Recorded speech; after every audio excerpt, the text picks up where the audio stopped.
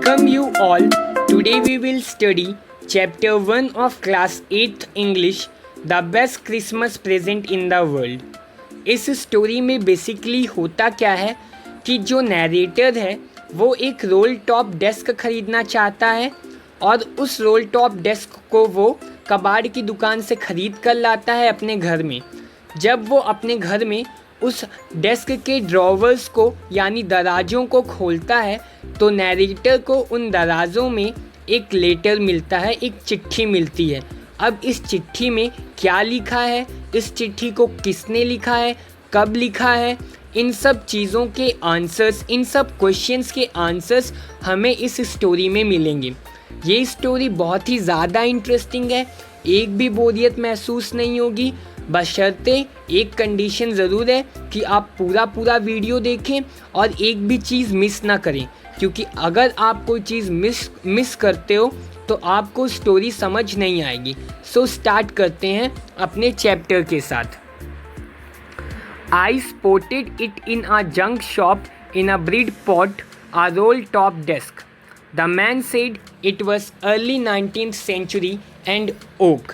आई say यहाँ मतलब है नैरेटर, स्पॉटेड का मतलब होता है मैंने पाया, फाउंड, जंक मतलब कबाड़, जंक शॉप मतलब कबाड़ की दुकान, ब्रीड पोट एक जगह का नाम है और ओक जो है एक तरह का पेड़ होता है।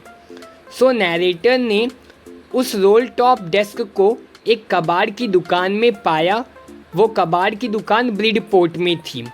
उस कबाड़ की दुकान वाले ने बताया कि ये बहुत पुराना रोल टॉप डेस्क है और ओक से बना हुआ है, यानी कि ओक पेड़ की लकड़ियों से ये डेस्क बना हुआ है।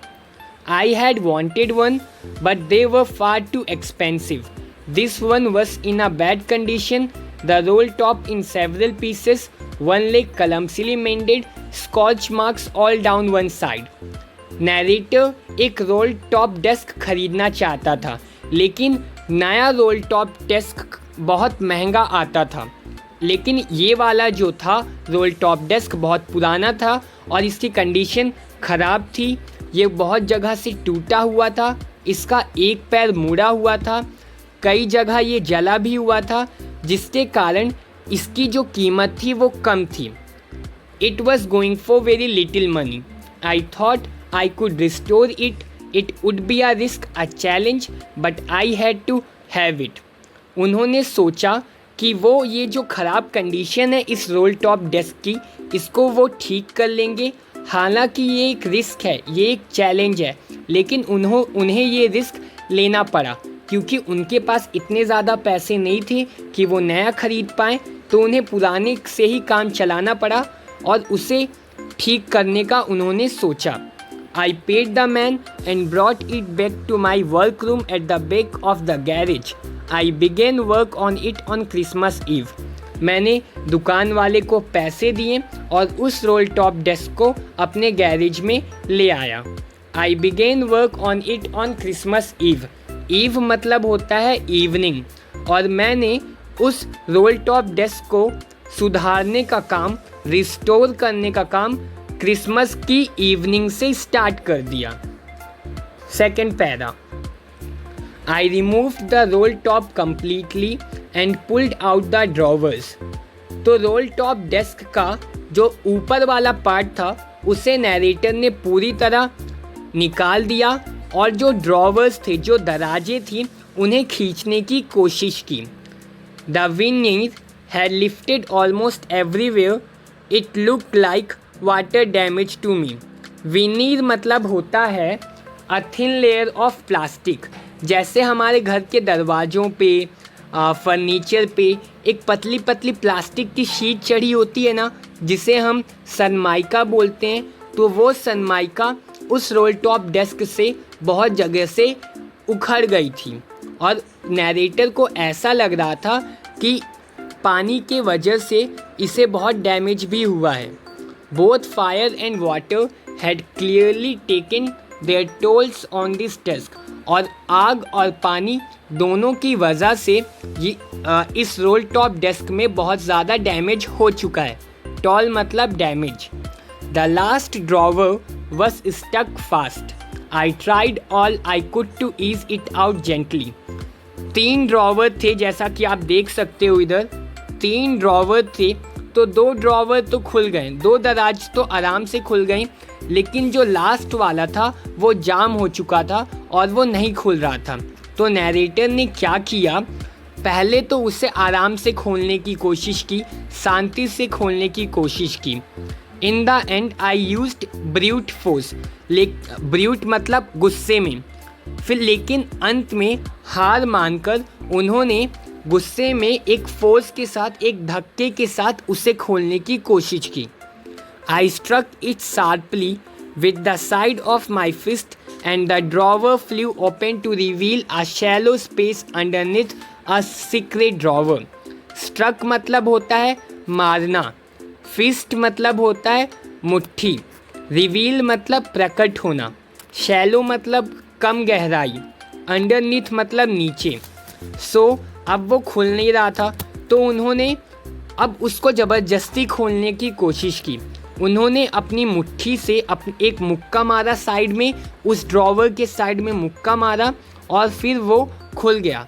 जब वो खुला तो उन्होंने क्या देखा, क्या रिवील हुआ उनको क्या प्रकट हुआ उनके सामने कि ड्रॉवर बहुत ज़्यादा गहरा नहीं था, बहुत मतलब हल्का गहरा था, और उस ड्रॉवर के अंदर एक और ड्रॉवर था, मतलब ड्रॉवर के अंदर एक और सीक्रेट ड्रॉवर था। उन्होंने वो देखा। There was something in there, I reached in and took out a small black tin box. वहाँ कुछ था और नैरेटर ने अपना हाथ अंदर किया और एक ब्लैक बॉक्स रखा हुआ था, उसे बाहर निकाला। Sellotaped to the top of it was a piece of lined note paper and writing on it in shaky handwriting. अब वो जो स्मॉल ब्लैक टिन बॉक्स था उसके ऊपरी हिस्से में सेलो टेप लगाया हुआ था, जो सेलो टेप जिससे हम चिपकाते हैं ना, वही वाला सेलो टेप से वो बंधा हुआ था।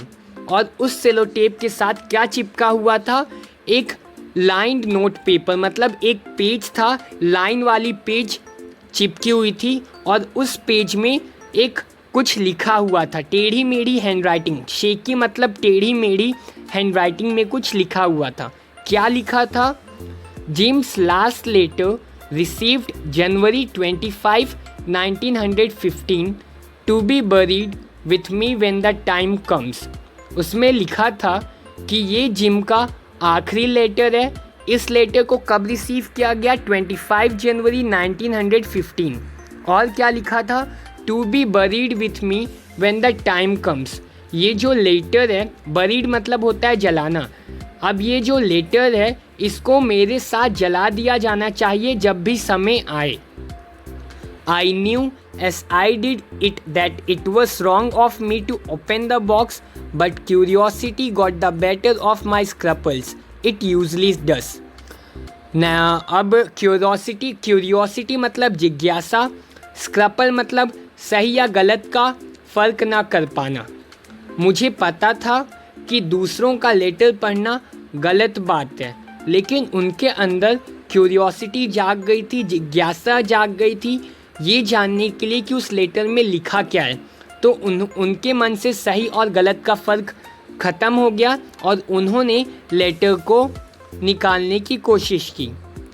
Inside the box there was an envelope, the address read. अब वो जो बॉक्स था, ब्लैक बॉक्स, उसके अंदर एक एनवेलप था। जैसे हमारा जो लेटर होता है उसको हम एक एनवेलप में डालते हैं, तो वो लेटर पहले एक एनवेलप में था, तो उन्हें एक एनवेलप मिला उस बॉक्स में। उसमें एड्रेस लिखा था, Mrs gym 5 person 12 copper beaches Bridport Dorset. ये एड्रेस लिखा हुआ था, जैसे कि हर एक लेटर में पहले हम एड्रेस लिखते हैं ना, तो एड्रेस लिखा हुआ था। और ये जो एड्रेस है ना, ये लंदन का एड्रेस है। I took out the letter and unfolded it. It was written in pencil and dated at the top December 26, 1914। Narrator ने अब उस एनवेलप से लेटर निकाला और उसे खोलना स्टार्ट किया। वो जो लेटर था वो पेंसिल से लिखा हुआ था। पेन से नहीं लिखा गया था, उस लेटर को पेंसिल से लिखा हुआ था। और सबसे ऊपर क्या लिखी हुई थी? डेट। क्या थी डेट? दिसंबर 26, 1914। यानी कि ये जो लेटर था इसे 26 दिसंबर को लिखा गया और वो पहुंचा कब? 25 जनवरी को रिसीव किया गया। सो ये था फर्स्ट पार्ट चैप्टर 1 का। अब ये स्टोरी बहुत बड़ी है, इसलिए हम इसका बाकी पार्ट दूसरे पार्ट में दूसरी वीडियो में करेंगे, दूसरी वीडियो में कंप्लीट करेंगे। और अगर आपको वीडियो अच्छी लगी हो तो इसे लाइक कीजिए, शेयर कीजिए और चैनल को सब्सक्राइब कीजिए। और आपको एक्सप्लेनेशन कैसा लगा वो कमेंट करके बताइए। और कहीं कहीं मैं थोड़ा बहुत अटका हूँ, उसके लिए सॉरी। Thank you.